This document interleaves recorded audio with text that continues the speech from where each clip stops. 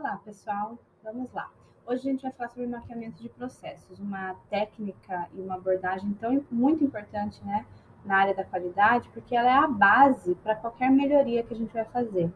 O mapeamento de processo, essa técnica, ela é um diagnóstico, ela serve como, um dos objetivos dela é como se fosse utilizada para um diagnóstico que eu vou realizar dos meus processos, tá?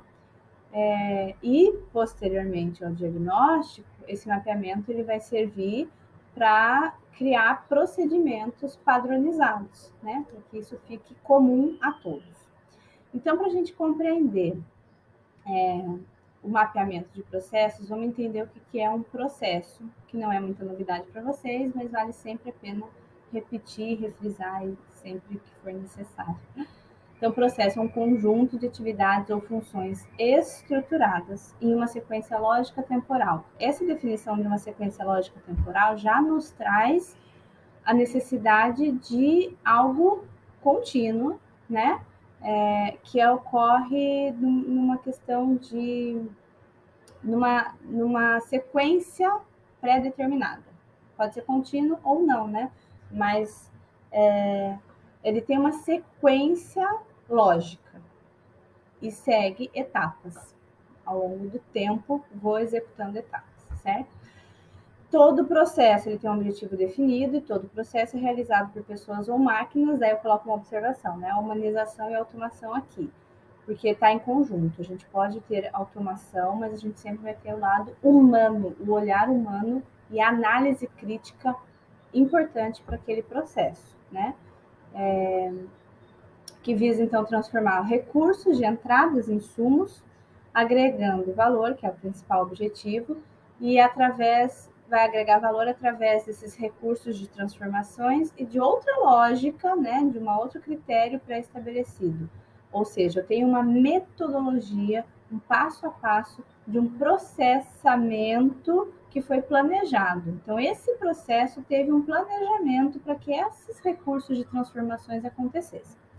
E aí resulta num produto, numa saída que pode ser tangível ou intangível e entrega isso para os seus clientes, internos ou externos, certo? Estou me mexendo aqui, peraí. E aí, qual é a importância da gente trabalhar com mapeamento de processos? Bom, principalmente, entender o nosso processo, né? Porque a gente só vai conseguir melhorar o que a gente tem noção do que acontece. Então, a gente só vai conseguir propor alguma transformação ou melhoria no meu processo, se eu entender qual é o meu processo, quais são essas entradas, quais são essas transformações e quais são essas saídas, certo? Só melhoramos o que medimos, só medimos o que registramos e só registramos o que conhecemos. Então, o primeiro objetivo é conhecer o processo. Mas aí vocês podem estar me perguntando, mas calma, eu conheço o meu processo. Só que quando a gente faz um mapeamento e a gente vai entender alguns critérios para fazer esse mapeamento, você vai ver que tem coisas que talvez você não conhecia do seu processo. Sempre tem alguma informaçãozinha que a gente achava que sabia, mas essa informação acrescentou em algum conhecimento nosso, né? Pode ser uma forma de fazer, pode ser um recurso diferente que era utilizado, pode ser uma etapa que você às vezes achava que conhecia, mas ela vem acontecendo diferente, de forma prática. Então, o conhecer o processo não é saber assim, eu sei que existe um processo de compra ou venda da minha empresa. Eu sei, eu conheço. Mas o conhecer aqui, que eu digo, que até eu coloco compreender o processo, é o saber exatamente todos esses aspectos que a gente viu aqui na etapa anterior. Opa, nessa etapa aqui, tá? Quando eu falo compreender o processo, é tudo isso daqui. Qual é a lógica do processo? Qual é o fluxo dele? Qual é o objetivo desse processo? Realizado por quem? Quais são as entradas? Vem de qual fornecedor essas entradas? O que agrega de valor nesse processo? Quais são os recursos de transformações utilizados? Né? Qual é essa lógica ou essa metodologia previamente planejada? Ela acontece? Como que ela acontece? O que resulta? Qual é a saída? Para quem vai? Então, olha quanta coisa a gente precisa compreender. E quem ajuda a gente nessa compreensão é o mapeamento de processo. Além disso, ele ajuda a identificar os gargalos, o desempenho das atividades, identifica, quando a gente desenha um processo, a gente já identifica oportunidades de melhorias, né? Porque a gente começa a ver, poxa, mas eu vou para esse fluxo aqui, mas será que a gente não poderia eliminar essa etapa e fazer, porque aqui já é feito, será que isso aqui não é um desperdício? Será que a gente não pode agregar em outra etapa, tá? E com isso a gente vai deixar o processo com certeza mais eficiente, né? E depois de toda essa análise, a gente padroniza, tá? E transforma num processo e melhora seu processo. Então, a melhoria do processo, ela vem com base no mapeamento. Ou melhor, só existe melhoria de processo se houver um mapeamento de processo. Aí aqui, gente, eu coloquei algumas ideias de como funciona o mapeamento na prática, mas vale ressaltar que o mapeamento de processo, ou a melhoria do processo, que seria uma consequência do mapeamento, ele pode ser feito da forma como você está mais acostumado a trabalhar.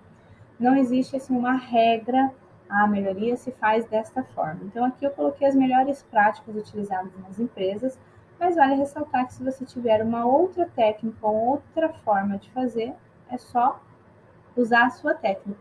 Sempre confia no que você conhece, né? Mas é importante identificar primeiro o escopo desse mapeamento.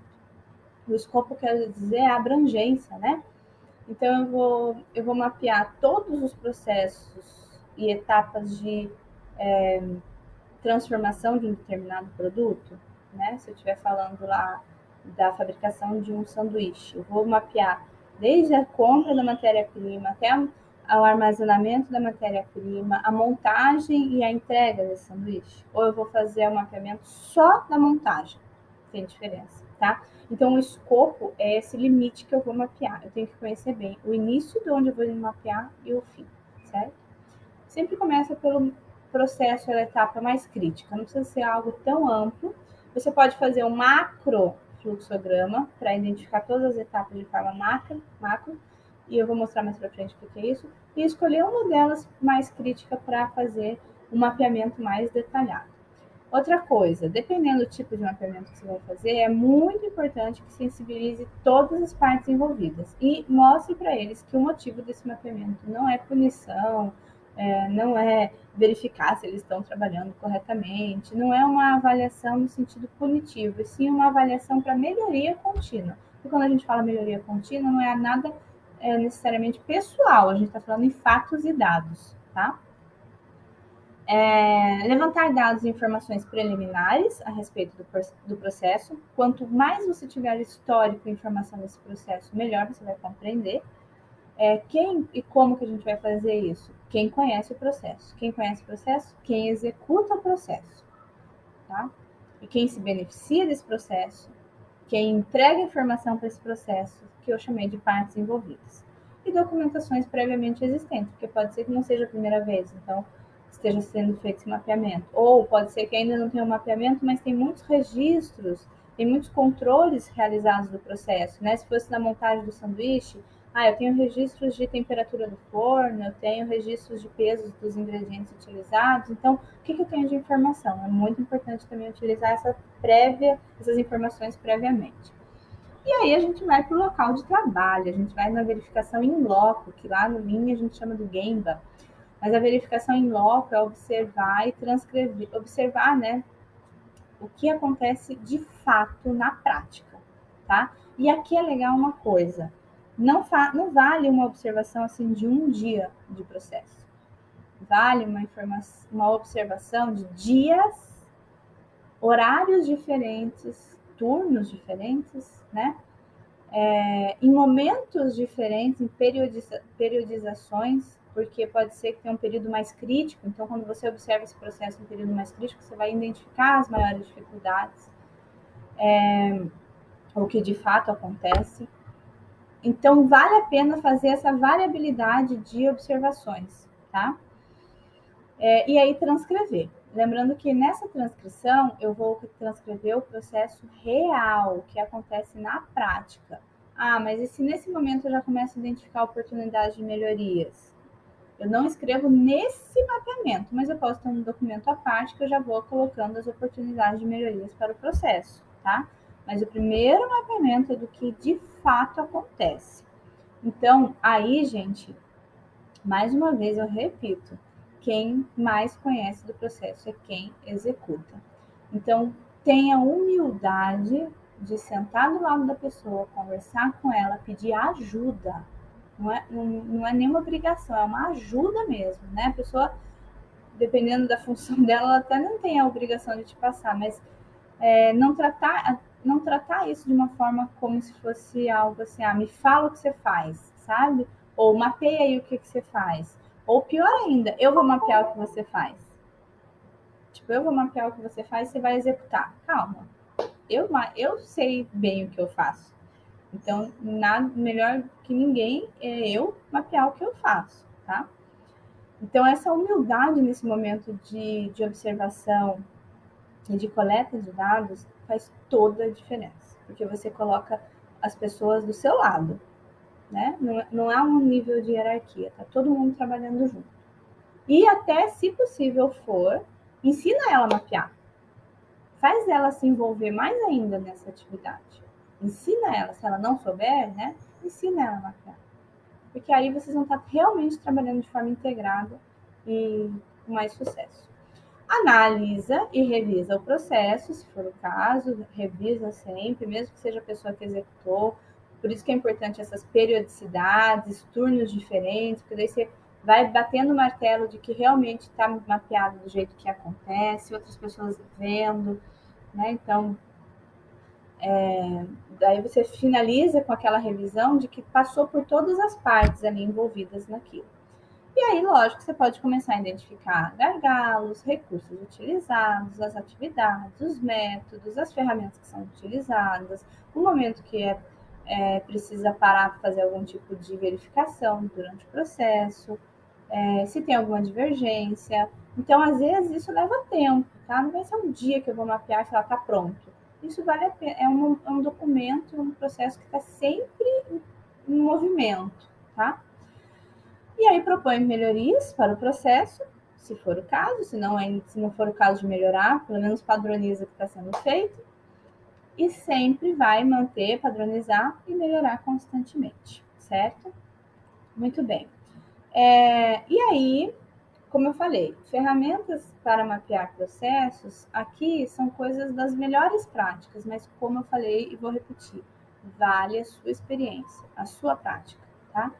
Mas eu coloquei questionários e entrevistas, porque você pode usar isso na hora de conversar. Se não der para colocar a pessoa que executa o processo para mapeá-lo, e você vai ter que mapear por ele, então senta que lá vem pergunta e vamos lá, questionário, entrevista, e sempre falando que aquilo é para melhoria contínua dos processos, tá? Fatos e dados. A mais utilizada ferramenta é o fluxograma. Tem vários tipos de fluxograma, eu vou mostrar alguns aqui para vocês. Outra ferramenta utilizada que veio lá do Seis Sigma, que é o SciPoc, também vou mostrar um modelo. Diagrama de Ishikawa, por incrível que pareça, ele não é só para identificar causas de um determinado problema, ele também é para identificar meios para a execução de um processo. Plano de ação, nosso famoso 5W2H, muita observação e muita coleta de dados. O fluxograma mais tradicional aí, utilizado, tem essa simbologia, tá? Existe um pacote da Microsoft que tem o Visio faz perfeitamente esses mapeamentos e outros até, né?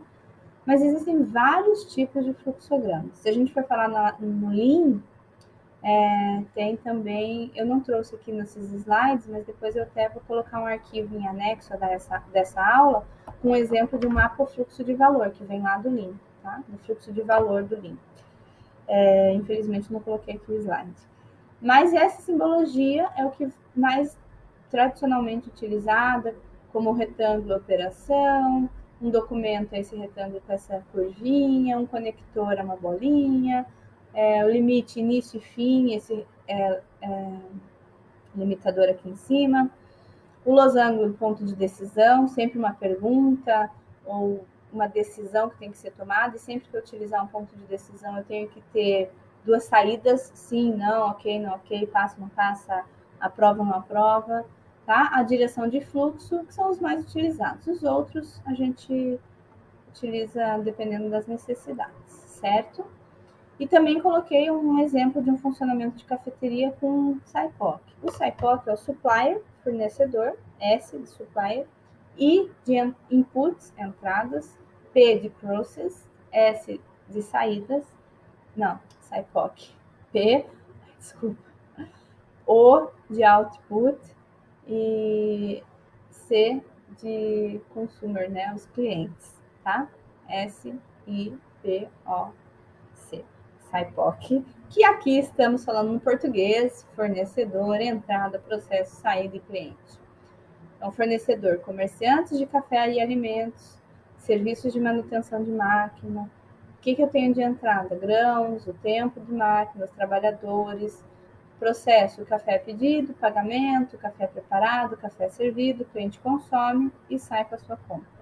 Saídas, bebida preparada, entrega ao cliente, a transação concluída do pagamento.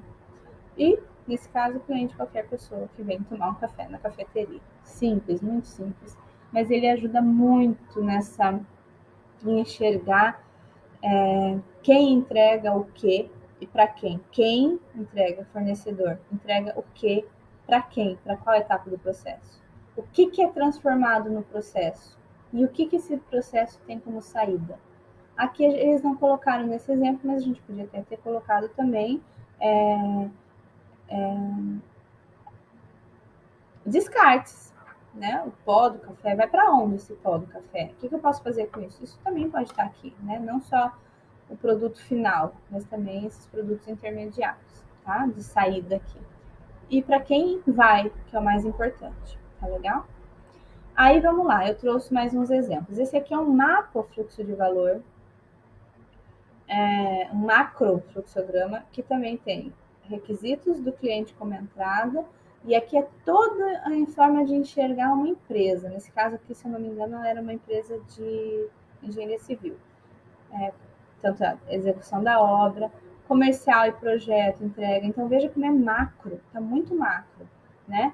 Tem o almoxarifado que vai informar, vai enviar o necessário para a execução da obra. Vejam que aqui nesse caso, algumas setas têm pontas dos dois lados, porque é uma troca mesmo. Compra fala com almoxarifado, assim como o almoxarifado fala com compras, tá? E aí eles têm os processos estratégicos e os processos de apoio aqui embaixo. Engenharia financeira e recursos humanos nessa empresa, nesse caso, serve como processo de apoio. Em outras empresas, eles podem ser os processos orientados ao cliente, né? Se a gente estiver falando de uma empresa de recursos humanos, lógico que ele não estaria ali embaixo, ele estaria no azul ali, que é o processo orientado para o cliente. E a qualidade lá em cima no processo estratégico, a gente já sabe que hoje em dia a qualidade ela tem que estar em tudo, né? Mas ela está em todos os processos, em todas as etapas, em todos os setores, mas às vezes ela está mais vinculada como um departamento ainda, e aí associada à estratégia da organização é melhor ainda.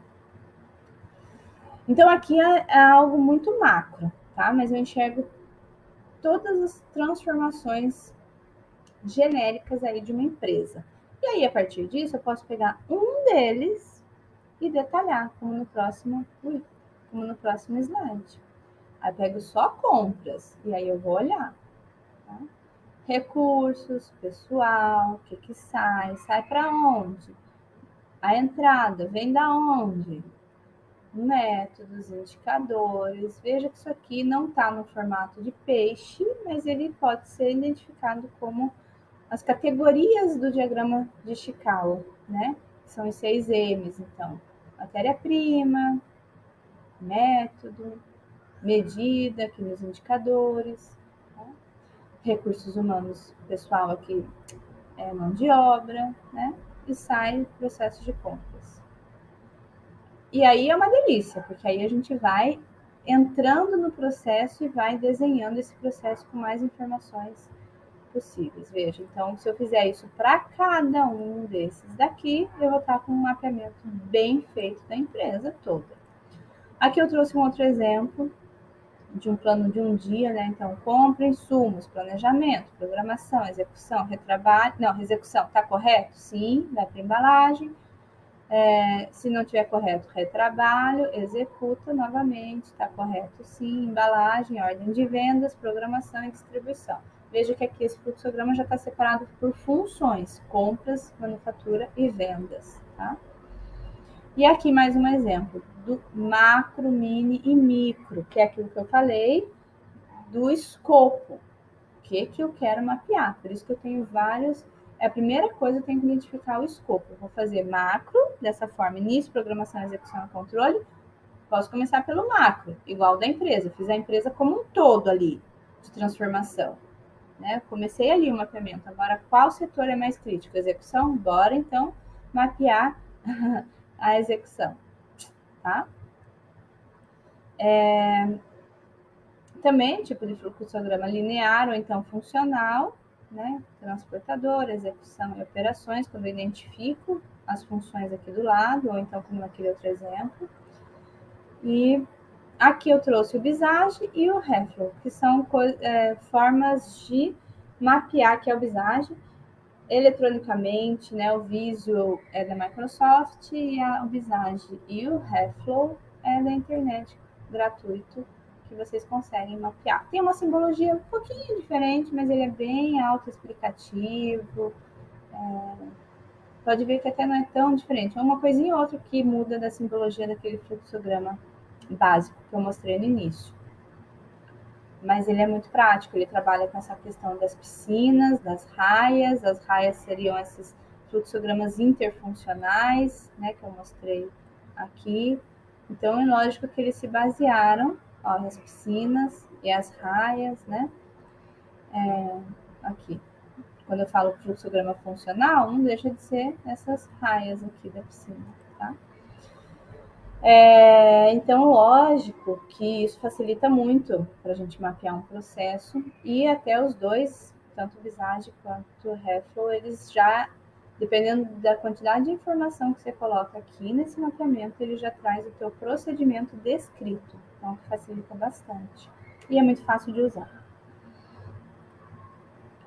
E aí eu trago para a gente falar em melhoria rapidamente. Como todo processo de melhoria, passa pelo ciclo PDCA, né? Que é uma forma, um raciocínio que a gente realiza alguns tipos de atividade no trabalho, em casa, que são essas etapas, né? No planejar, gerenciar metas e planejar. Então, aqui eu defino um objetivo, como que eu vou fazer. Então, o que e o como. Então, se eu vou começar um processo de mapeamento, meu objetivo é mapear os processos do setor tal, mapear os processos das atividades X e fazer um planejamento para esse mapeamento. Depois eu vou fazer a execução, definir um passo a passo para executar. Vou identificar se todo mundo que vai participar desse mapeamento, eles estão capacitados e treinados para realizar isso. Verifico, executo o que foi planejado, verifico e padronizo sempre que necessário e tomo as medidas de melhoria. Então, o nosso PDCA clássico. Só que quando a gente fala numa melhoria, eu gosto de trazer o que é chamado do MASP, Método de Análise e Solução de Problemas, tá? Que eu pego a etapa do P e, se eu fiz um mapeamento e quero melhorar, eu vou usar o MASP como padrão. Pode usar qualquer outra metodologia, com qualquer outro nome, mas o MASP ele te dá esse passo a passo.